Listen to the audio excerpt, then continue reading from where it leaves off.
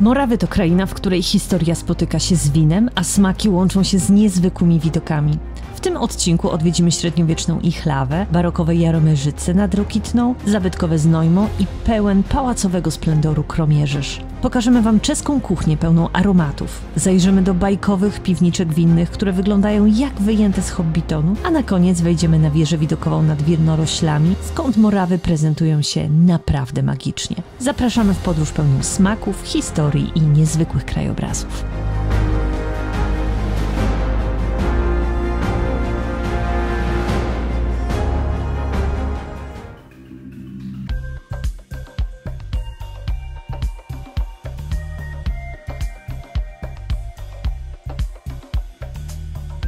Po drodze do Ichlawy zatrzymujemy się w miasteczku Zdziar nad Sazawą, gdzie znajduje się sanktuarium ku czci świętego Jana Nepomucena.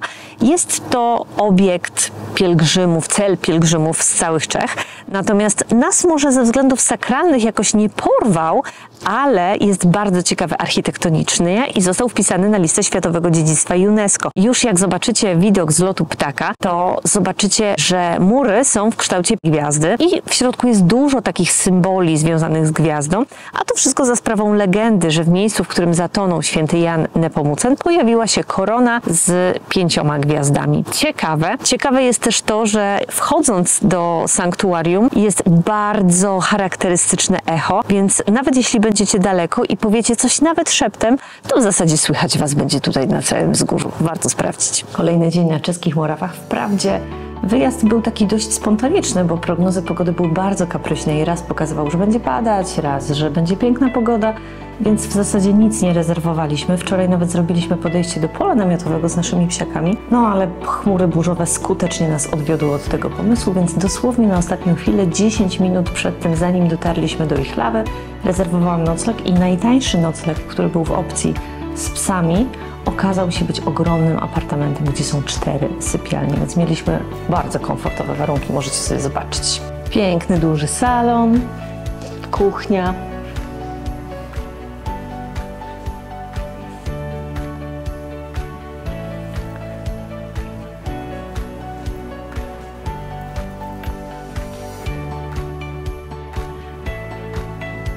Kolejna sypialnia, a Czesi są fanami hokeja i to był ewidentnie pokój chyba kogoś, kto fanem tego hokeja jest.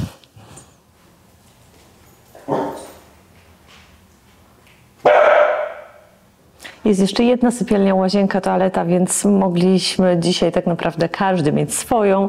Ja osobno, Michał osobno i pieski po swojej, więc bardzo, bardzo duży apartament, bardzo czysty, bardzo fajny. I kosztował 370 zł w przeliczeniu na złotówki. Nim ruszymy na zwiedzanie Igławy, po polsku Igława, po czesku Ichlawy, zamierzamy się posilić. Znaleźliśmy bardzo fajną kawiarnię, która serwuje super śniadania, taka śniadaniownia i właśnie to bierzemy. Nic takiego typowo czeskiego, bo jajka po benedyktyńsku z szynką i chlebem. Ja mam jajecznicę z pomidorami, drobną zieleniną. Do tego duży sok pomarańczowy, cappuccino, dla mnie cola. Taka jedna porcja kosztuje 180 koron, czyli jakieś 30-31 zł. Całkiem przyzwoicie. Naprawdę wygląda to fajnie. Przyjemna jajecznica. Na maśle zrobiona, pomidorki. Super, nic tylko jeść. Także polecamy. Na blogu, na mapce będziecie mieli znacznik. Więc polecam, bo całkiem przyjemne miejsce. Dzisiejszy odcinek jest odcinkiem z Moraw, a Ichlawa jest bardzo specyficznym miastem, dlatego, bo jest położona na granicy Moraw i Czech, bo musicie pamiętać, że Czechy to kraina historyczna i Morawy to druga kraina historyczna. Jeśli powiecie na przykład w Ołomuńcu, że jesteście w Czechach, to Czesi zaraz Was poprawią, że nie jesteście w Czechach, a na Morawach, bo oni mieszkają w Republice Czeskiej, ale na Morawach. To naprawdę ma tutaj znaczenie, a Ichlawa jest właśnie na granicy. Miasto zostało założone w XIII wieku i dzierżyło miano skarbca srebra Królestwa Czech razem z Kutną Horą. Zresztą jest to najstarsze górnicze miasto w Republice Czeskiej, jest 50 lat starsze od Kutnej Hory właśnie. Już w XIII wieku zostało otoczone murami miejskimi, a Ta brama, którą widzicie za mną, to brama Matki Boskiej. Jest to jedyna z 5 bram, która zachowała się właśnie z tych murów średniowiecznych. Ten kształt, który widzimy teraz, to przebudowa z XVI wieku, ale musicie powiedzieć, że faktycznie robi wrażenie.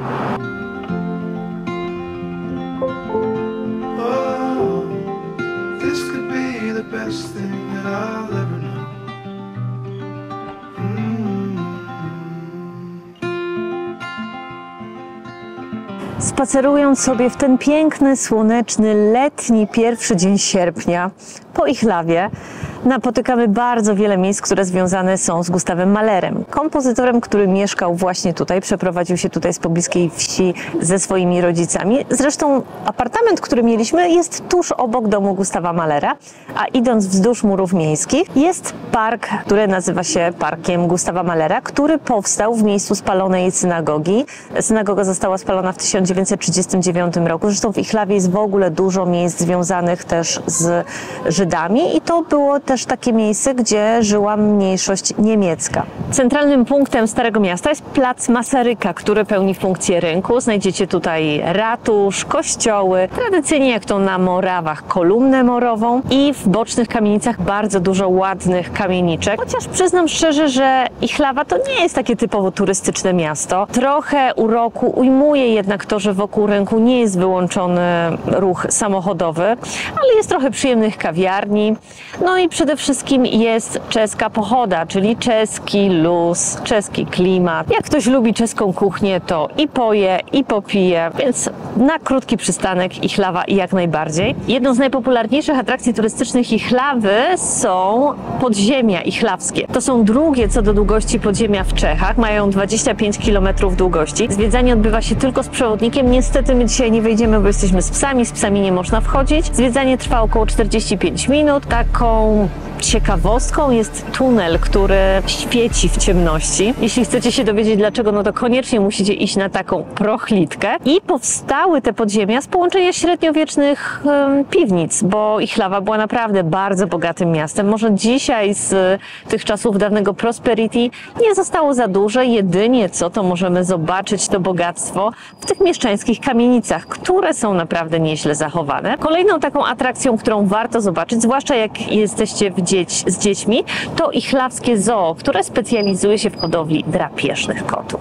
Zwiedzając Ichlawę na pewno natkniecie się w niejednym miejscu na jeże. Skąd jeże w Ichlawie? No, na pewno są one w herbie miasta, ale skąd tam się wzięły, to tak naprawdę do końca nie wiadomo i pozostaje to do dnia dzisiejszego tajemnicą. Są różne historie, legendy, opowieści, bliższe prawdy i dalsze prawdy. Jedna mówi, że z niemieckiego Iglau, Ichlawa, Iglau, to było tłumaczone jako igel, czyli jeżek i tym sposobem właśnie jeż wpisał się w herb miasta. Kolejna opcja mówi, że tak naprawdę chodzi o rzekę Ichlawa, która ma bardzo ostre kamienie na dnie, jak igły. No a igły i jeż jakoś blisko siebie to było.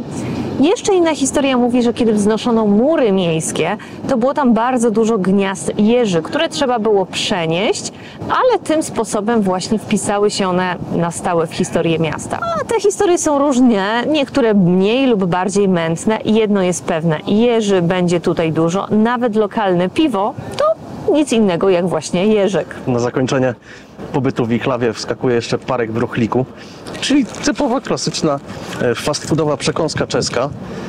Czym się różni to od hot doga francuskiego? Tym, że zostało wymyślone w Czechosłowacji w latach 70. i jest zagrzewana też od środka na takich jakby nabijakach. Nie jest tylko z góry opiekana. Jest bardzo miękkie to pieczywo i kiełbaska jest bardzo cienka, taka wieprzowa paróweczka i chowa się cała w tej bułce. Nic nie wystaje. Oczywiście musztarda, jakiś ketchup.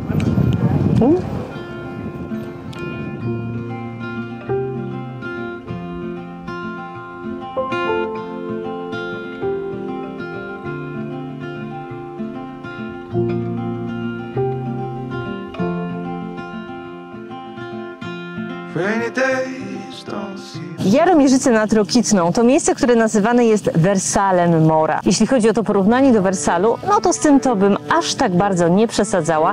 Jeśli ktoś z Was był w Wersalu, to pewnie będzie wiedział, o czym mówię. Natomiast nie sposób odmówić temu miejscu miana stolicy kulturalnej Europy.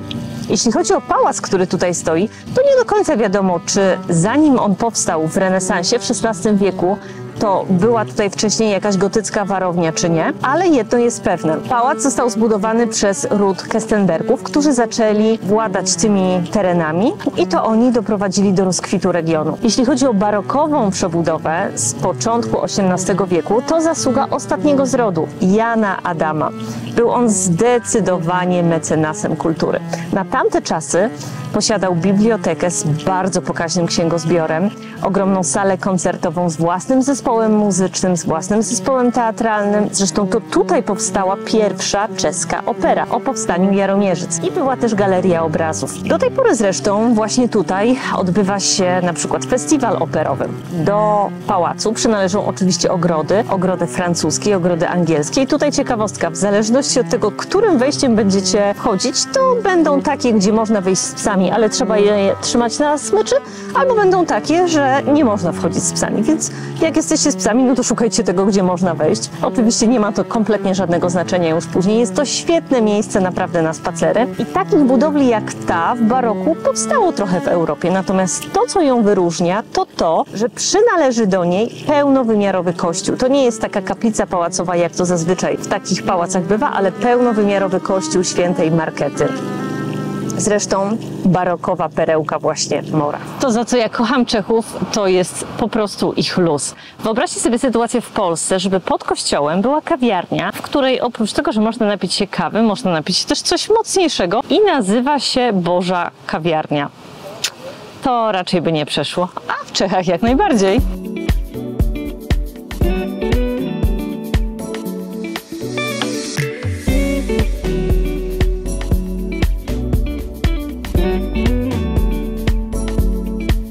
Dzisiaj na stół wjeżdża smażony syr z hranolkami, oczywiście i tatarską macką. Ja nie będę ukrywać, że jakąś wielką fanką kuchni czeskiej nie jestem. To Michał tutaj eksperymentuje z weprzoknedlo, w ogóle knedliczkami i tak dalej. Ja nie bardzo, więc u mnie najczęściej na stole w Czechach pojawia się właśnie smażony syr.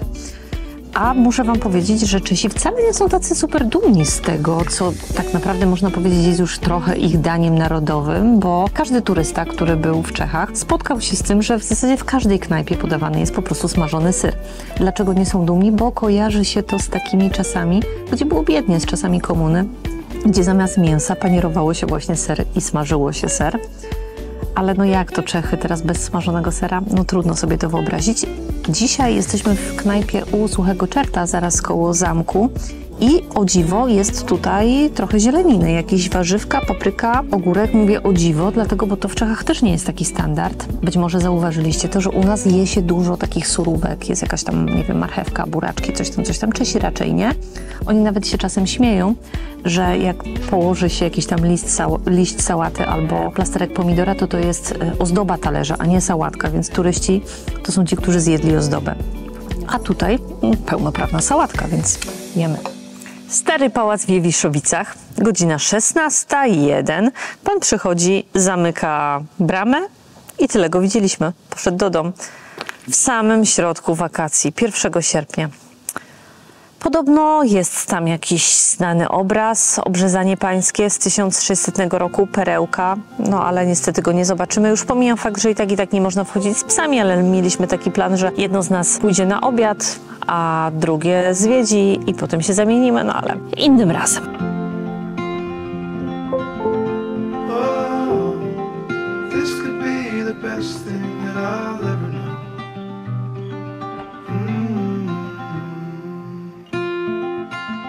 Minęło 2 lata od naszej ostatniej wizyty w Znojmie i tym samym 2 lata od naszego filmu z Moraw, kiedy właśnie byliśmy tutaj w Sadach Karoliny, bo ja, o ile fanką czeskiej kuchni może nie jestem, za to czeskie wina to jest naprawdę super sprawa i jeśli lubicie czeskie wina, to właśnie to miejsce, Sady Karoliny, jest idealnym miejscem na degustację. Właśnie takie delikatne wzgórza, które są porośnięte winoroślami, no i widok na wzgórze zamkowe. Czego chcieć więcej? Zapowiada się na miły wieczór. Zawsze mówię, że na Morawach to trzeba po prostu pobyć, tak niespiesznie, powoli, tak jak my właśnie dzisiaj. I jeśli chodzi o Znojmo, no to macie już film na naszym kanale, gdzie pokazujemy Wam najważniejsze zabytki, a dzisiaj jesteśmy tutaj trochę inaczej, właśnie po to, żeby pobyć. I jesteśmy teraz w Zachradce, czyli ogródku w kawiarni Enotece Mikuláš, tuż pod katedrą Świętego Mikołaja. Na wzgórzu zamkowym jest jakaś impreza, więc jest koncert, fajna muzyczka, mamy fajny widok na wzgórze zamkowe i piękny zachód słońca. I właśnie tak sobie bywamy. Nasze pieski już tutaj odpoczywają, a my degustujemy i chłoniemy atmosferę Moraw.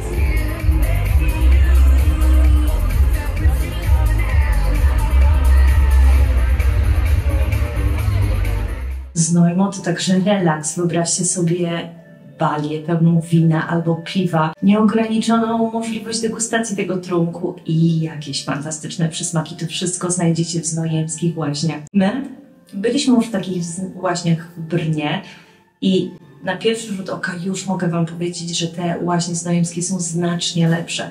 W Brnie mieliśmy możliwość godzinnego pobytu w takiej łaźni. Tutaj jest 1,5 godziny w zasadzie w podobnej cenie.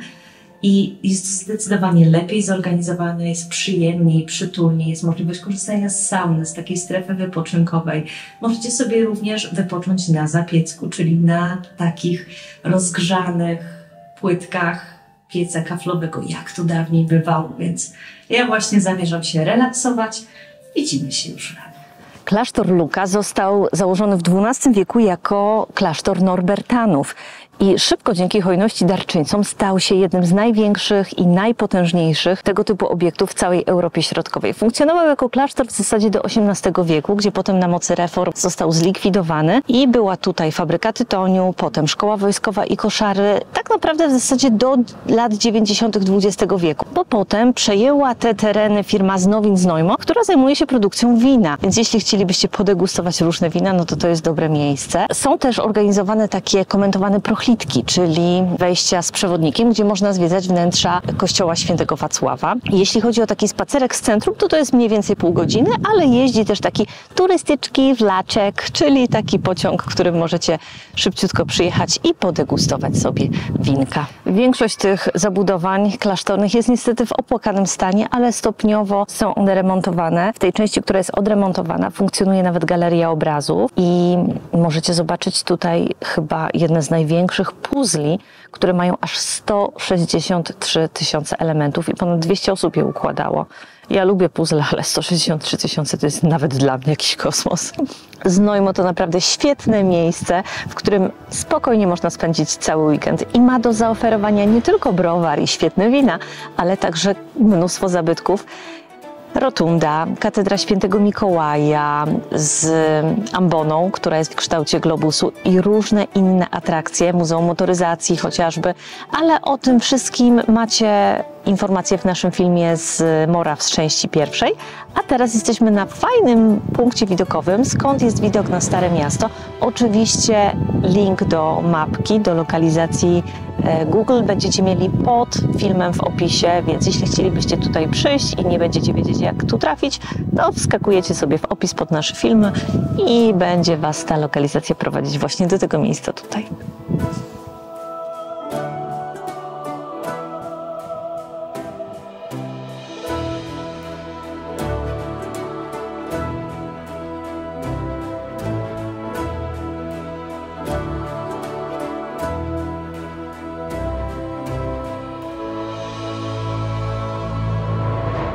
W wiosce Wielkie Pawłowice znajdziecie, jak to na Morawach, mnóstwo pól z winoroślami, ale też takie kolorowe osiedle, które zostało ukończone całkiem niedawno, jakieś 12-13 lat temu. Część z tych domków można wynająć, więc jeśli chcielibyście pomieszkać w takich kolorowych murach, to śmiało.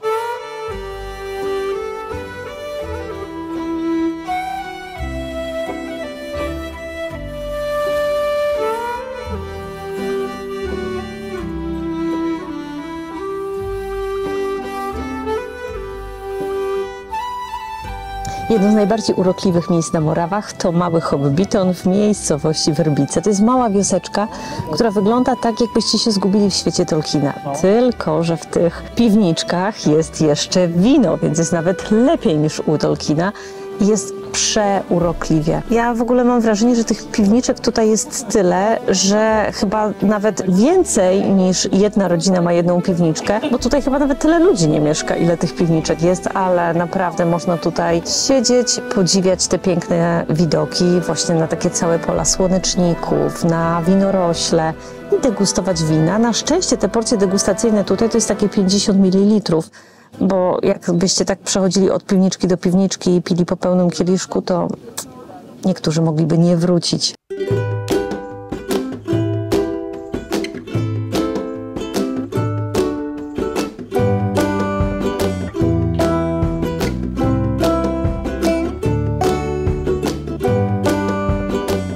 Wino na Morawach leje się wszędzie, no ale oczywiście najlepiej smakuje z widokiem na łagodne wzgórza porośnięte winoroślą. A jeśli ktoś chciałby podziwiać te winorośle z trochę wyższej perspektywy, to świetnym pomysłem jest taka ścieżka widokowa w miejscowości, wiosce Kobyli. To, co jest bardzo fajne, to to, że ścieżka jest przystosowana dla osób niepełnosprawnych albo dla osób z wózkami, z małymi dziećmi na przykład, a jak będziecie sobie w nią wchodzić bądź wjeżdżać, to na co kilka kładek jest informacja o takich ciekawostkach z regionu albo historii wioski Kobyli, więc bardzo fajne miejsce. Czerwone. Wino, ja już Wam mówiłam, że wino na Morawach leje się wszędzie, nawet z busa, przy drodze polnej, wszędzie jest wino, ale jest też wino bezalkoholowe dla kierowców, więc każdy znajdzie tutaj coś dla siebie. Pogoda na szczęście jest dobra, jest pięknie. Pozostajemy na Morawach, ale wywiało nas do miejscowości, która nazywa się Kojetin, bo tutaj znaleźliśmy po prostu atrakcyjny nocleg na nasze potrzeby, bo w Kromierzyżu, do którego się wybieramy jutro, miejsc brak za rozsądną cenę. No ale mniejsza z tym. Co nas przywiodło do tego miejsca, w którym jesteśmy w tej chwili? Ano, trochę głodu i pragnienie. Czesi nie chodzą z puszkami piwa po ulicy, choć można pić piwo w miejscu publicznym. Na piwo chodzi się do hospody, żeby się spotkać z ludźmi i napić się piwa z kufla i odpowiednio nalanego. Czy to chlabinka, czy mliko, nieistotne. Grunt, żeby było dobrze nalane. No ale oczywiście trzeba do tego coś przekąsić. No i mamy tutaj przykład dwóch takich przekąsek.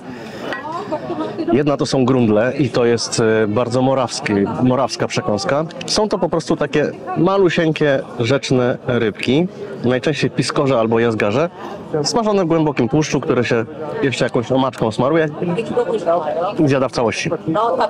A drugie to już takie typowo czeskie.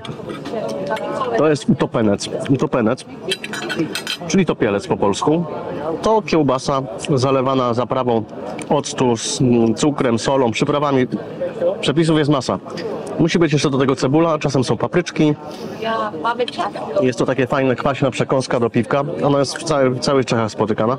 A nazwa topielec pochodzi od tego najprawdopodobniej od barmana, który przygotowywał całą beczkę takiej zalewy z kiełbasą i się w niej utopił. Ale najprawdopodobniej dlatego, że po prostu ta kiełbasa jest topiona, stąd ten topielec. I naprawdę to jest fajne w smaku. To jest na zimno, jest trochę kwaskowate, kiełbasiane, trochę cebulowe, trochę laurowe. No, do piwa idealnie, bo się od razu chce po tym pić. A piwko mamy tutaj mieszczański piwowar Kojetin. Istnieje dopiero od 4 lat, ale bardzo fajna restauracja, fajny browar i naprawdę dobre piwo. To jest akurat zwykły, może niezwykły, taki bardzo bursztynowy lager. No i oczywiście te ceny piwa w Czechach.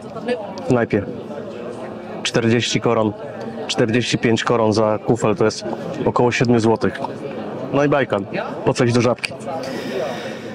Jak się ma jeszcze tak dobre piwo w dobrej cenie i do tego super jedzonko. Dla naszych stałych widzów nie będzie niespodzianką to, że jednym z moich ulubionych morawskich miast jest Ołomuniec. Jesteśmy tam kilka razy w roku i miasteczko doczekało się osobnego filmu na naszym kanale. Są też wpisy na blogu. Jeśli nie widzieliście, to oczywiście zapraszamy. A miastem, które ma sporo wspólnego z Ołomuńcem, jest Kromierzyż. Dlaczego ma dużo wspólnego? Zarówno w Ołomuńcu, jak i w Kromierzyżu znajdziecie przepiękne kamienice. Tutaj można w zasadzie przyjechać tylko po to, żeby patrzeć w górę i oglądać te perełki architektury barokowej. To, co jeszcze jest wspólne, to siedziba biskupstwa. W Ołomuńcu właśnie swoją siedzibę miało biskupstwo, a tutaj z Kromierzyża uczynili sobie swoją letnią rezydencję. No, na bogato, można powiedzieć złoty, a skromny. Piękne ogrody, piękny pałac. Pałac w ogóle ten tutaj w Kromierzyżu był wykorzystywany jako plan filmowy, na przykład do bardzo znanej oscarowej produkcji Amadeusz. No, czuć pieniądz, tyle wam powiem. Co jest jeszcze taką ciekawostką, to jak zobaczycie sobie na rynek w Kromierzyżu, na którym właśnie teraz się znajdujemy, to z jednej strony jest ratusz, radnicy, z drugiej strony jest pałac arcybiskupi i wieża pałacu jest wyższa od wieży ratuszowej. Cóż miał być to za przekaz? No, Habsburgowie byli arcykatoliccy i razem z biskupami mieli taki pomysł, żeby pokazać ludziom, że jednak władza kościelna jest znacznie ważniejsza niż władza świecka. Na dowód tego, że pieniędzy tutaj nie brakowało, to muszę wam powiedzieć, że mennica biskupia miała prawo do bicia własnych monet, srebrnych i złotych od średniowiecza aż do połowy XVIII wieku. I w Pałacu Arcybiskupim jest kolekcja monet bitych przez Kościół, która jest największą taką numizmatyczną kolekcją w całej Republice Czeskiej. A jeśli chodzi o monety kościelne, to jest druga na świecie zaraz po Watykanie. Tak jak mówiłam, kasa tutaj była. Jeśli chodzi o Pałac Arcybiskupi, no to warto też powiedzieć o jego piwnicach winnych, które zaopatrzone są całkiem nieźle w wino i była to jedna z niewielu piwnic winnych, które mogły produkować wino mszalne. Ma jedną z największych beczek na Morawach, trzecia pod względem pojemności na Morawach, mieści aż 19 000 litrów wina. Piwnicę można zwiedzać wraz z degustacją oczywiście, no bo na Morawach po prostu degustuje się wino. Natomiast niestety nie można wchodzić z psami, więc my musimy sobie to zostawić na zupełnie inną okazję. Do pałacu przynależą ogrody pałacowe i to nie byle jakie, bo o powierzchni aż 64 hektarów będziecie mogli znaleźć tutaj aż 200 gatunków różnych drzew i to są wspaniałe tereny na spacery. No, jakby było trochę więcej słońca, to byłoby lepiej. No i niestety, jeśli jesteście z psiakami, no to też nie wejdziecie tutaj z psami. Ale jeśli zainteresowani bylibyście faktycznie zobaczeniem tych ogrodów, a te 64 hektary was trochę przerażają, to spokojnie, w okresie wakacji i sezonu jest taka turystyczna kolejka, dzięki której możecie się przemieszczać kompletnie bezwysiłkowo. Kolejny dzień i kolejna odsłona dla mnie wspaniałej czeskiej kuchni. Cwiczkowa na śmietanie, czyli po prostu wołowina w ogromnej ilości sosu, do tego rzecz jasna knedel bułczany, do tego jeszcze śmietana, cytryna i żurawina.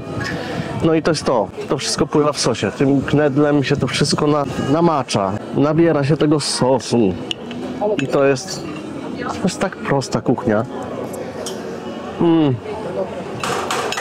Pomyśleć, że w dzieciństwie nie znosiłem knedliczków. Teraz uwielbiam. To jest naprawdę przepyszne. Zaczynają jakieś pojedyncze promienie słońca się pojawiać po deszczowej nocy. Restauracja Radnici, zaraz w uliczce odchodzącej od rynku. Bardzo dobre oceny, bardzo dużo ocen, bardzo dużo ludzi i głównie lokalnych tej restauracji. Stąd też wybraliśmy ją. No i tu pieczeń, pyszna. No nie, no to jest... Ja to lubię. Kasia nie lubi, ja uwielbiam, polecam z czystym sercem, że każdy fan mięsa i knedli będzie zachwycony.